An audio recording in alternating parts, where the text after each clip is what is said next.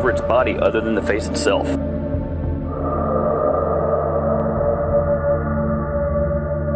There are, in fact, 4 different types of, what we think of as Sasquatch or Bigfoot. Very wide, pronounced nose. There was also a very ominous odor. Phase 1 is to identify opportunities. I walked into a small clearing in less than 10-15 feet away from this enormous creature, and it scared the living hell out of me.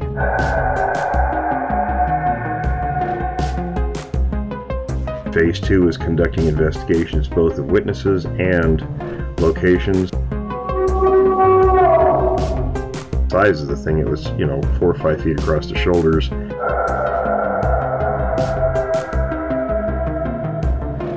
Phase 3 is profiling research areas, what's there, how they move, feeding, things like that.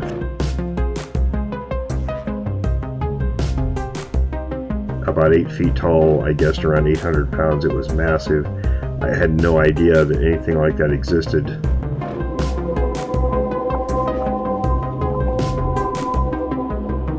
Phase 4 is create an intercept plan.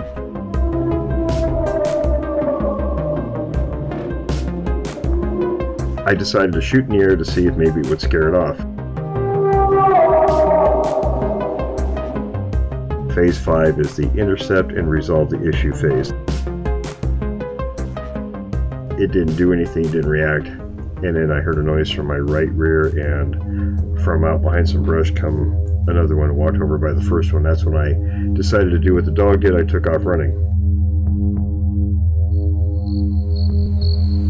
Welcome to Witness of the Unknown.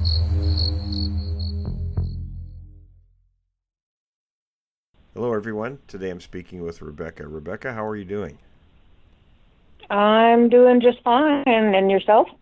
I'm good, busy as always, but it's just sort of the nature of the beast anymore. Yes, it is, I understand that. For those who haven't heard Rebecca's interview, we talked a few years back on another show that I won't name, but you and I grew up actually fairly close to one another, kind of during the same time period. So there was a lot of stuff going on in the Graham-Spanaway area back throughout the 70s that a lot of people weren't aware of, and I'm still hearing from people occasionally that saw things. So what I'm going to do is just kind of give you the microphone and tell everyone, kind of from the start what happened, and sort of lead us through everything. Well, there's so much. I mean, would you like to know about my first encounter and how that kind of came about, and start from that beginning? Because right. I could talk for days on all the stuff that I've experienced. Well, let's start with that first encounter, because I think that's one of the more compelling ones. Right, and yeah, exactly. Well, I was born in Kansas, and my dad and mom moved us to Klamath Falls, Oregon for 4 years. My dad was in the service, and once he retired, we moved to Washington State in Pierce County. My father bought a house. Well, kind of unbeknownst to us, and something that, I really didn't find out for a few years down the road. But the buyers were very motivated to sell. Now, this was in Pierce County. I don't know, Will, should I, give the area? Or I think I have before on a previous show, correct? I think that's okay, because, a lot of that stuff happened a long time ago, and the area's changed so much. I know that's an understatement, right? Well, it's more developed, but as far as activities goes, there are still things that go on. Yes. But, that was in, for anybody who's familiar, or if they want to look it up, it's kind of the intersection of Highway 7 that would be called Mountain Highway and 224th. And Highway 7, leads down toward, even though you can take that road to get to Mount Rainier, if you take 224th, you're going out to Graham. That takes you to the Graham area. And so this house that my dad purchased was like 3 houses, right off of Mountain Highway or to Highway 7 onto 224th. And it just was, at that time, it was all woods, everywhere woods. And just a heavily, densely forested area. And the property that my dad bought, the house that he bought, came with 5 acres of densely wooded property. And as well, the neighbors, houses, everything around us. I mean, when we came out the back door of this house and we were looking at the house, I still remember this. It's like you're stepping out, you open up the back door and there's the woods. And when we lived in Klamath Falls, Oregon, we weren't surrounded by woods right there where we were at. And so it was kind of a weird feeling. And I can tell you that, myself personally, I kept getting just a weird feeling. But I thought, it's just because I was only 7 years old. I'm thinking, it's just because, we're not used to woods because the trees were so tall and they were so dense that it was gloomy. It literally was dark all around us. That's how densely wooded it was. It was dark, okay? Even in the daylight, it was gloomy. But I remember when we moved in that house, and from the very first night we spent the night there, we kept hearing stomping sounds, and, I remember getting up in the morning, I'm like, Mom, did you, hear all that noise out there, Yeah, your father says it's deer, and you're thinking, oh dear, okay, it's okay, well, if Dad says it's deer, and I'm like, deer can stomp like that, Well, I don't know, that's what, this is the conversations that went on. Well, I don't know, that's what your father says, sometimes, there could be elk out there too, and your father says deer, elk and stuff stomp, and I said, but Mom, like the ground's vibrating, they can do that? Well, maybe they were running. And I'm like, well, it sounded like they were walking. Becky, go do your housework, you better do your chores, you're going to get in trouble from your dad, this kind of stuff. Mm-hmm. And I'm to ask questions, but I never really did get any answers. Well, the reason that my father bought that property is because, as I said before, the owner was extremely motivated and had taken, an unusual amount off the price of the house to get out of there. Yeah, I found it interesting too, because I didn't know it till later, and then when you kind of grow up and you're looking back, isn't it funny how if you've had a childhood where things like this have happened, I don't know, Will, if you went that far back on that, but looking back, I can tell you, it's like everything is always looking back, and you're like, oh, wow, now I'm connecting the dots. Exactly. Now I'm seeing this and that, that I didn't understand then. I made no comprehension of it whatsoever. And at that time, my father made us do chores, and we had to be outside. So, I had to help, clear trees. He had my 2 brothers and me out there because I was a tomboy. And he would make us clear. He would start sawing down big oak trees, okay? He was cutting and chopping down trees. We got a wood splitter. We spent, an entire year cutting down trees in that backyard to clear that entire 5-acre piece of property so we could fence it, because my sister and I were begging for horses, and my father decided, okay, well, I'm going to buy motorcycles, and I'm going to buy, horses, and that'll keep these kids outside, because I'll be darned if they're going to stay in and watch TV all the time, He was real strict on that. But let me go back a little bit. The weekend when we moved in the following weekend, and I believe it was a Saturday, but it's a long time ago. I really do. I think it was a Saturday. We all of us went directly across the street from our house. And at that time, it was heavily densely wooded, forested, county-owned land that had never been used, and nobody ever went out there. So we went across the street, and we went down into that ditch, and we went out into that forest. I don't know, I'd say somewhere between 40 and 50 feet in. And it was just all moss. It was all moss.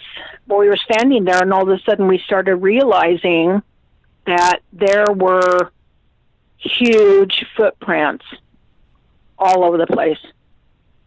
I mean, there were different sizes of footprints, but they were really big footprints. And, you know, some were leading off to the right and going off as far as we could see into the densely, you know, just everywhere. You could see these trails of these big footprints. And all of us kind of started not exactly running away from each other, but we were just kind of walking away. We're all standing together, but all of us kind of like looking around in amazement. And I remember I kind of walked away from my parents, maybe, I don't know, 25, 30 feet. And I saw this huge footprint, and I actually dropped down in the moss onto my knees. And I was just tracing it with my finger, and I was just looking at it, and I put my hand in it, and I just could not believe it. I was like, what? What is this? You know what I mean? I'm 7 years old. I'm 7 years old. So, you know, I didn't know what a Bigfoot was. Never heard the terminology. I'd never heard one person ever mention it in Oregon. To my level of understanding, there was never such a creature, and there was never such a name, and there was never such a creature. It didn't exist, and I had no knowledge or conception of that. So I'm trying to make, you know, like, what is this? And then I remember my mom, you know, she was saying to my dad, you know, she said, Jim, what are these prints? What is this? You know, and my dad, you know, when he couldn't explain something, it's like, I'll believe it when I see it kind of guy. Sure. And he got frustrated, you know, and I think my father was bipolar, because sometimes he snapped and he really got angry a lot. And he was like, Louise, I don't know, you know, I don't know, let's go. You know, it made him mad. And he goes, there's probably somebody with something on their foot, and they're walking. This is what he told us. Somebody walking around out here and with different sized feet and putting stuff on their feet, and they're trying to scare somebody. Okay, really? Of course, like, again, I'm 7 years old, and later on, you know, I'm thinking to myself, wait a minute. Why would anybody put something on their feet and walk around and make these kind of prints when nobody ever went out here? You know, plus on top of that, there was a kind of a funky, I remember this, it was kind of a foulish, funky smell. It wasn't really strong to the point where it'd make you sick, but it was kind of hanging in the air. And, you know, once again, you know, after years and years down the road, you're going, oh, my Lord, that thing was out there. Or they were, you know, probably out there watching us. Probably close by. Yeah, I mean, but you think, you know, of course, here again, none of us know anything. So we went back across the house because we're looking at this, and my dad's got the idea that we're going to take rakes and we're going to take a hoe out there, and each Saturday we're going to make a project. And as we're fencing, you know, the back 5 for horses, we're going to go across the street and spend some time every weekend digging and hoeing, and we're going to make trails for motorcycles and horses, right? Because it's perfect. You can the county's not using it. They're not going to care. It's not fenced, you know, and it's perfect, you know. So we're trying to do all this, you know, and we were never harmed. But like, once again, I'm looking back and I'm thinking somebody wasn't very happy that we were cutting down all the trees. You probably not. You know, that's what I'm thinking. So, but in any event, so we had a lot of strange things. I would hear branches breaking at night. I was always woke up in my sleep. Branches breaking, stomping around, scraping on the side of the house, you know, things of that nature. And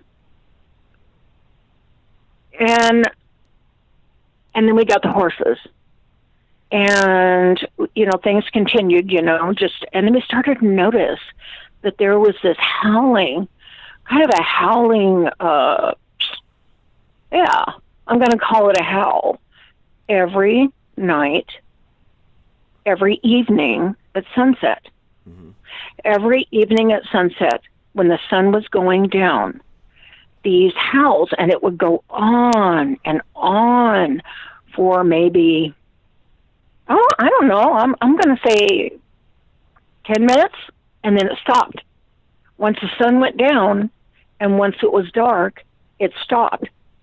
But, you always, even as a kid, any kid's going to hear something like that, and you're like, what is that, Right. But we never knew, never knew. And I asked my mom, and she didn't have any answers, and so in any event, we went on with our lives, and my dad was strict, and we had to have homework in, and, just, you're busy with your life. We're still trying to clean up the, leftover wood, that they need to be split, logs that were, out in the pasture, and fence posts that somehow, on occasion, would find themselves. And I don't know if I told you this. I think I did in the last show, but it's been a long time, Will. Mm-hmm. But those fence posts and some of those cut up chunks of trees would find themselves scattered somehow, or they would be thrown on the other side of the pasture. So they were stacked up, and then you'd find them tossed around. Yeah, because my dad was military, and he was really meticulous. And everything, we got in trouble if our house, we had to have quarters bounds off our beds, and he'd do inspections on us. But let me tell you what, when he did the fences, before he left the project, or we went home, back into the house, all those fence posts and everything had to be stacked nice and neat until they were all used up, or he decided what he was going to do with them, right? Mm-hmm. Well, he started accusing us, me or the boys, of playing around and throwing those posts around, and it's like, why would we do something like that? But that was his logic. It's like, you kids better stop messing around with these posts and, throwing them around. And he goes, I'm going to get the belt out if if it doesn't quit, this kind of deal. It's like, Dad, we didn't do it, and it's like, why would anybody come in here? Why would somebody come in here? You know what I mean? Still, being ignorant meaning we didn't know. Sure. I had no knowledge of what was going on. I'm looking back once again, and I'm like, exactly. They're all over that pasture, but, and so in any event, so here we go to 1969. I'm just going to jump forward. I'm just trying to kind of set the stage for it, hearing all sorts of stuff. I know what it was that I forgot to tell you. So my dad just notices that we got deer around, and he likes animals, so he decides to take our horses alfalfa and put it in the backyard that's open, You can just come off the street and just walk around the back of the house, And he put a salt lick out there and a tub of water, and he put, bales of alfalfa out there, and we can just watch the deer now, and they'll come and eat, and we'll just feed them, Well, sometimes Bigfoot like to eat deer, sometimes they'll take deer. And I don't know if that was an attraction, So this was, there you go. See, so it was 1969, and it was in October, and we had an early snow. It snowed early, and it wasn't a big snow. It was only it was about maybe just a blanket. I'm going to say maybe a half an inch, and it was already, kind of, it was crusty, but it was already starting to melt a little bit. It hadn't been snowed the night before, and it was already starting to dissipate a little bit, But I had gone out and ridden my horse like I did I come home from school and I do my chores, and then I'm like, I was horse crazy, so I'm like, I got to go ride my horse. So I did everything I was supposed to do, so I didn't get in trouble. And I'm out there saddling that horse up, and I'm gone, and I'm going to ride. I get to go ride for about an hour and a half or 2 hours, and then I got to get that horse cooled down, brushed down, and cleaned up, because my dad was really strict about the grooming and the care of horses. So he taught us, you're going to do this right, or I'm going to sell these horses. So anyway, I get him all put away, cooled down, and I get him fed, and by then, it's like 4:30, somewhere in there. And it was kind of where, you guys know what I'm talking about, where it's starting to get dark, but it's still light. Right. And it's kind of like, I want to call it twilight. Exactly. It's just kind of, but you can still see. Where it's just kind of changing. Yes, exactly. There you go. It's just kind of changing, and it's a little bit more on the darkest side, but you can still see. You can still see everything, Mm-hmm. Well, anyway, there was this show I like to watch, and I'm sure you're going to laugh when I tell you, because I think I told you anyway before, that show. Does anybody remember the show F Troop? Right. Okay, so I like to laugh. My dad was really strict, and sometimes we lived a kind of a hard life, and then that was something I like to watch. I like to laugh. So I run in there, I wash my hands, and I run in there, and I grab a wooden chair, and I drag it to this big picture window of the house that faced 224th, which faced directly across the street in that county property. Now, also I want to stop for a second and remind you, Will, until you remember that the Fort Lewis Reservation is to my right of that house. Yeah, it's just on the other side of the mountain highway. I mean, if you look it up, if you Google Earth it, it's like, a city block and a half? I mean, it's literally right there. Yeah, the fence parallels the highway there, and the signs, they say that's a military reservation. Yeah, that's correct. And it runs for miles and miles and miles. Oh, yeah. And I would go in there with my horse. And I had a few interesting incidences out there. And I probably shouldn't have been riding my horse alone, but I did it all the time. Probably wasn't the best idea.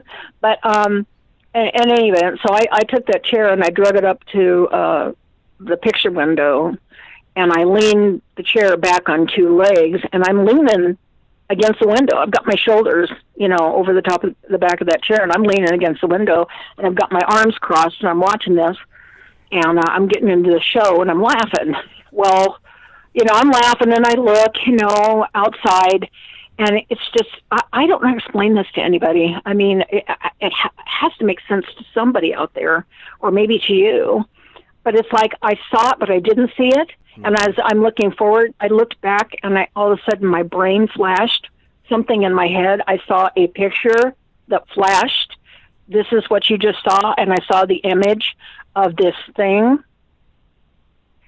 And I'm sitting there thinking to myself, did I just see something? Is that what I just saw? Is there something out there? And my mind's beginning to race, and I'm like, what? And I'm realizing that I just saw something. Well, so I thought, okay, I'm trying to, by then I'm 14 years old, okay? And by then I'm trying to process this whole thing. And I'm like, you have to look. You have to look. This is what I'm telling myself. You have to look. You can't not look. There's something there. You have to see it. You have to look. And so I slowly turned my head, and there was this creature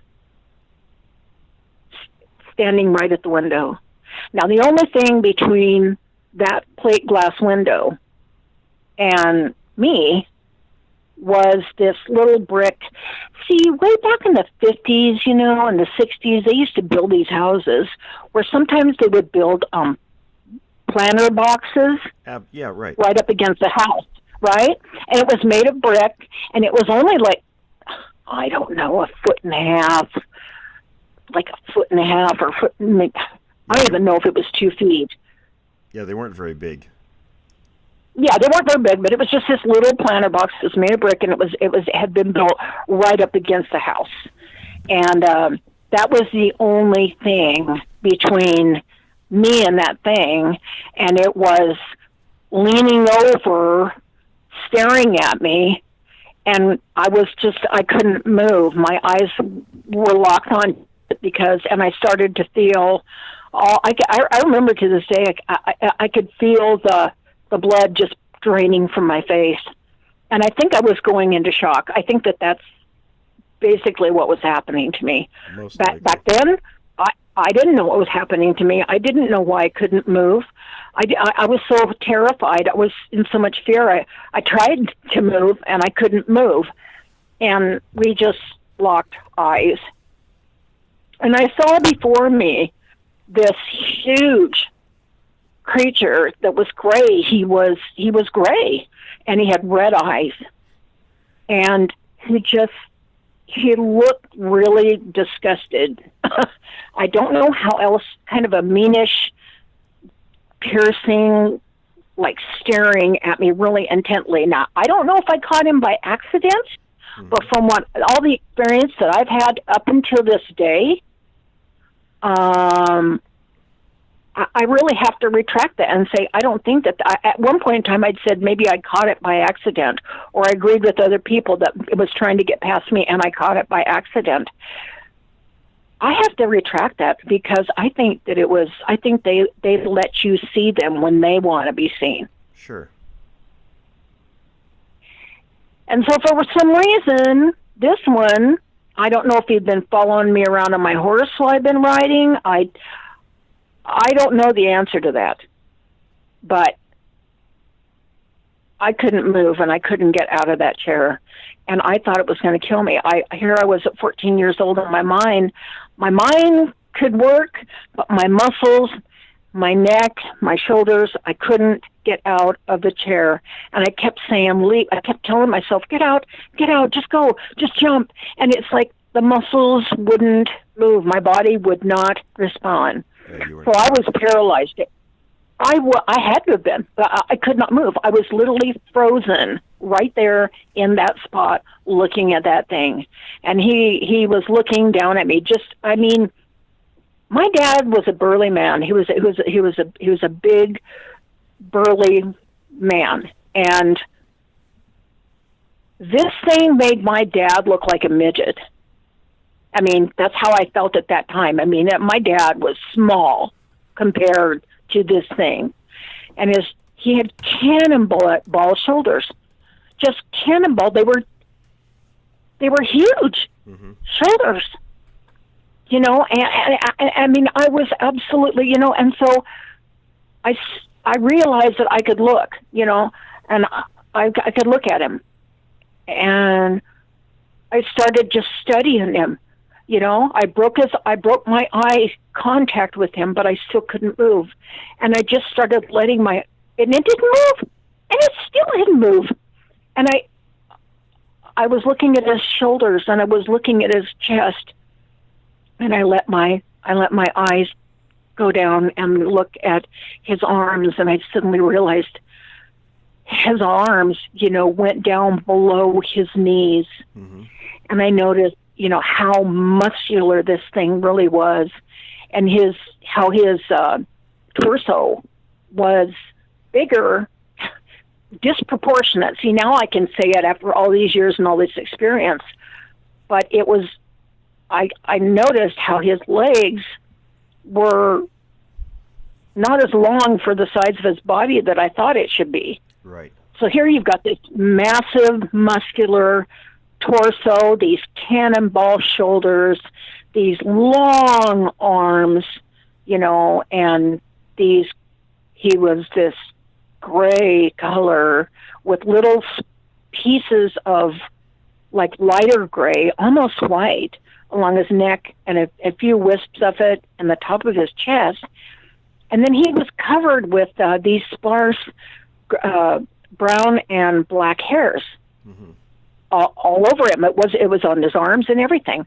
I noticed that on his knuckles, some of the hair was thinner on the top of his hands, and they were turned, to the back of him. They were turned to the back. They weren't turned to the side. They were turned to the back.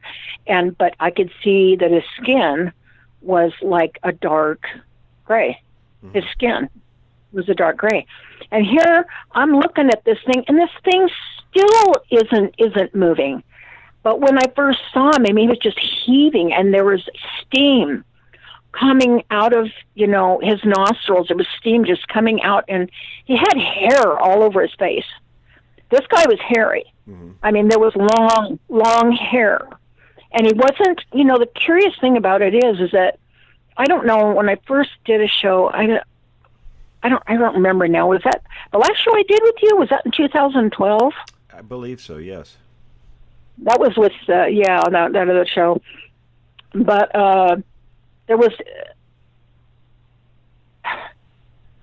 that. I don't remember everything that I said to you then. I'm trying to recall everything that I said to you. But there was, right. there was, this thing did not, a lot of people say, if you tell them, well, he wasn't matted and muddy and there wasn't clumps of dirt all over him. Mm-hmm. If I say this thing looked, like he was not dirty. He wasn't, didn't look exactly like he'd been groomed with a comb, but he wasn't matted. His hair wasn't wrapped around itself and matted. Mm-hmm. I don't know the answer to why that was. I don't understand, I don't know. I still to this day don't know why, and I never really questioned it. It was what it was, you know what I'm saying? Right. That's just what I saw. And so I thought I was going to die that day. I thought it literally could have just taken its arm and lifted its arm and broke the glass and just taken my head off. And here my mom and my sisters are in the kitchen talking away, chattering, they're getting ready for dinner. My dad expected that, we had to have dinner on a certain time. And I'm hearing them and I can't even say help. I couldn't even speak to say, somebody please help me, come quickly. There was nothing I could do. And it just stood there and looking at me with these red eyes. And I felt like he was looking right through me. Kind of like you're locking eyes with somebody and you get the overall feeling. To me, it felt like he was looking at me like he knew all about me. It was a crazy feeling. I felt like he was just looking right into my soul. And there was nothing I could do. I couldn't get away. And finally, after I don't know how long I sat there like that, I kept talking to myself, get out, just get out, just jump out of the chair. I kept telling my mind, you can do that. I was in gymnastics. I was very, I was very athletic. And I couldn't move. I'm telling myself, get out, just jump out of the chair, just get out, just back up, fall on the floor, do anything, get out of that chair, get away from that thing, And finally, after, I don't know how long, I could feel my muscles contracting in my hands, in my fists, Mm-hmm. And after that, I was able to, but I told myself, you got to turn your head first. You can't jump until you turn your head away from that thing. Do you know how scared I was? If anybody could even begin to fathom what that felt like as a kid, 14-year-old kid. Oh, yeah. Seeing something that they never knew existed and something that gigantic, to try to turn your head away from it when it's standing there and try to get away from it. Especially that's so frightening that I'm sure that you understand that, what that might have felt like. And so I was able finally to, stumble out of the chair. And when I stood up, I just stood there for a minute, and then I finally stumbled to the kitchen, and my mom comes around the corner, and she goes, Rebecca? Hey, Rebecca, what's wrong with you? She goes, and then my sister came around. Well, what's the matter with you? What's the matter? Look at her. She's white as a sheet. What's wrong with you? And I still couldn't talk. And then I started to cry. And it's like a letdown, the finally being able, and I just bawled, and I still couldn't talk. I just convulsively bawled for I don't know how long. And I finally said, that thing out there, and they're like, what thing out where? You know what I mean? And by that time it had gone. It was gone by then. And so my mom, I told her what I'd seen, and she's like, what, and she would just kept staring at me like, what are you talking about, And I'm like, it's out there, it was out there, I saw it, And so she went out there and she goes, well, I'm going to go out there and look behind. No, Mom, don't go out there. Don't go out there. Please don't go out there, This is what I was going through. I mean, literally, please don't go. Please don't look at you. Please, Mom, don't go out there, And so she did. She went out there anyway, and she found, where there was mud, the ground had been disturbed, and she goes, well, there is something out here. So, I mean, there was something out here, but I don't know what it was. And she just kind of dismissed it, Oh, yeah. And, and the crazy thing about this whole deal is my father and my two brothers were in the backyard chopping wood. So guess what? That thing had to have come from across the street, okay? Had come across the street and took a look at me, or come from the side of the house where the woods were and looked at me then, and taken off either to the side of the house into the woods next to the house, or gone back across the street. Because as I turned my head, I heard a car screech to a halt. And it's like you're hearing something in your brain, but you're just, I was so terrified. All I wanted to do is get away. But I remember hearing a car skidding to a halt and then taking off real fast. Wow. And then once again, looking back, I'm thinking that thing took off in front of somebody. Somebody saw it. They took off across the street, went back over there, and it ran right out in front of somebody. So somebody else saw it. But nobody else ever did come to the house and knock on the door and say, "Can I talk to you?" No, that never happened. Yeah, but back then you got made fun of. You didn't bring up stuff like that. Like saw something, And I tried to talk to my mom later, and she's like, I don't know if we need to talk about this. I don't want you, your father to catch you and I talking about something like that, because it's going to make your dad mad, And then you're going to scare the other kids too, and you need to stop talking about this right now, And I said, but Mom, thing is, and so here we go, and it's the next morning. I'm like, Mom, wake up. Mom, can you go with me to feed the horses? Please, you walk out there with me to feed the horses. I mean, literally, it was like that. Please, I don't want to go alone. Please, that thing might get me, Mom. So you know what your dad said? If he catches you not feeding that horse at 6:00, he's going to sell your horse. And I cried. I was terrified, And so I would pray to God, and I would say, God, please help me, protect me, send your angels to protect me, because I don't want to die out there, please help me, And I would just take one step in front of the other, because I love those horses so much. I loved horses so much. The last thing in the world I ever wanted is for my dad to sell my horses, And so I went out there. My mom went out there a few times with me, but she was busy with the other kids, and there was school, and she just, like, come on out there, you're all right, that kind of deal. So that's what I did, but every day for a long time was like terror to me. And I quit doing anything. I didn't want to go out in the woods. I didn't want to ride my horse out in the woods. And then 6 weeks later, it was about 6 weeks later, it was on a Saturday morning. It was actually, it was clear. It wasn't rainy. It wasn't, And I'm sitting there Indian style, and back then, girls my age played paper dolls, and I know that sounds stupid now, but back then it was a different era, and you did different things. And I was very, my dad was very strict and very protective, and we weren't allowed to go anywhere or do anything much. We had our horses and motorcycles, and, we were expected to, live this sheltered life. Well, so I was sitting here Indian style, facing in my sister's room, and in her room was a large window that was the bedroom window that faced out toward the horses, the back 5, and then the other window on the other corner, faced the side of the house, and there was woods there too. Well, I'm sitting here playing paper dolls, and my sister starts arguing with me about, which doll or which wardrobe piece she wanted to put on her doll, because I'd picked it up, and she started arguing with me. And I went to talk to her and say, what are you doing? How come I can't have that? And here goes, my sister's back was turned to that window. And I just, I keep asking myself, why me? why couldn't have my sister been sitting in a different place where she could have seen that too? But she didn't see it. She felt the vibration, but she didn't see it. And here goes a smaller one, a smaller one. Well, I'm sitting Indian style on the floor. I think the window was probably, I'm thinking, I don't remember now. It was like 2.5 feet up from the floorboard. Mm-hmm. And I'm sitting on the floor, right?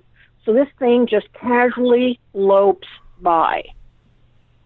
Boom, boom, boom, boom, boom, arms swinging, and I'm looking at the side of its face, and it looked just like its dad, the same color. It had chunky little arms, beefy, and its little nose was kind of pushed in. It didn't have a lot of hair on its face like Dad did. It was more fuzzy. It's more fuzzy, but it was still, the same color. And he didn't even look in the window at me. Just went on by his business, run right by the bedroom, and I'm just following it with my face. If you can imagine, looking at my face with my mouth open, and I'm looking in utter shock, and I'm watching this run past, not fast, just kind of run past, boom, boom, boom, boom, past the window and then the other window, and I don't know where it went. I don't know if it went across the street or it went farther into the woods, once it got past the house.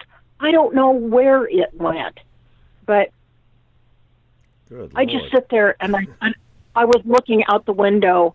And I was just staring like in my head, I was thinking, I can't believe this. There's more than one. And my sister looked at me, she goes, what's the matter with you? And I looked at her and I said, Roxanne, I said, didn't you feel that? She goes, I don't know. Yeah, what was that? And I just looked at her and I thought, I knew I was going to get in trouble for my dad. And I just looked at her and I go, never mind. Let's just play, And she goes, what? And I go, never mind, okay? Just never mind. I thought I saw something. That's what I told her. I thought I saw something. Well, what did you see? Nothing. Let's just play. And I never did tell her. Wow. Yeah, never did tell her. I never did. Because, well, what could I say? If I told her, she'd go tell my mom, and then my mom would tell my dad, or if she told one of my brothers, my brother goes straight to my dad. And, guess what? My dad's going to pull the belt out, and guess who's going to be standing there? Mm-hmm, Exactly. And I knew I had to keep my mouth shut, and I was terrified. I was like, why am I seeing this? Oh, my Lord, my poor horses. I wonder if they're going to hurt my horses. Oh, my gosh, there's more than one. You mean there's a family out here? My mind was racing. And so went to the school library. Once I could get a hold of myself, I thought, there's any information? Does anybody know anything? How come there isn't anything on the news? What is going on? How come I'm seeing this and I don't hear anybody talking about anything? What is this thing? So I go to the school library. I think it took me like 2 weeks after school, because I'd stay after school for gymnastics, a couple times a week. And I found this book. Way in the back. It was an old ratty book. And there's a picture of, what's the name of that book? Wasn't that Ivan Sanderson's book? Because I'm pretty sure we probably saw the same book in the same school. Yeah, it might have been Ivan Sanders, and it showed a white Bigfoot, and it was about and it was called out in the Himalayas, but it wasn't called Bigfoot. Abominable Snowman Legend Come to Life. Abominable Snowman, that's what it was. Abominable Snowman. Wasn't it the only book Bethel had on the subject? Yes, Will, it was this book. I can't believe you saw the same one. I couldn't believe they actually had that book. I saw it. I checked the same book out after I found footprints out in Graham and had my own sighting. That is so funny. Well, that's the book, and I checked it out, and I would sit there in astoundment, and I hid it. I checked it out, and I hid it, and I hid it so my dad and my mom wouldn't find it, and I would go in my room and I would just open it up and look at it, and I started to cry, and I'm like, and I know this sounds, you can laugh about this, now.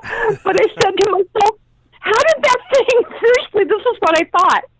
How did that thing get all the way from the Himalayas into my backyard? Because I didn't know. It's funny, it's hilarious now. But back then I was terrified. It was like, it came over here, why did it come to my house, you know? And I didn't understand that they're all around me. I didn't know that the forest around me and the Fort Lewis, you know, was chock full of them, and still is, by the way, and the military knows it too, which is one of the reasons why it's now fenced, but you'll never get that out of them. Sure. It wasn't to keep people out. It was to try to keep something in, and there's other stories I've got about that fence. Well, but listen, we are running a little short of time. I'd like to do a second part because you have a lot more to talk about. Oh, okay. I do talk too much, don't I? I spend a lot of time explaining. That's great. Would that be okay with you? Sure. That would be fine. Okay, well, we'll plan on that. Just remind me where I left off.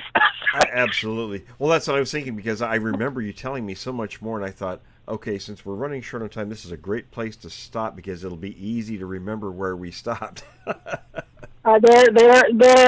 a lot more. You can ask me about the camping trailer. Oh yeah, the trailers and some other stuff. My brothers who decided to pitch a tent, and him and some friends went out in that county property across the street and pitched a tent and decided they were going to have a sleepover. Oh yeah. Well, let's definitely do that then. Okay, that sounds good. Thanks, everyone, for joining me this week. Be sure to tune in again next week as we explore another account from a witness of the unknown.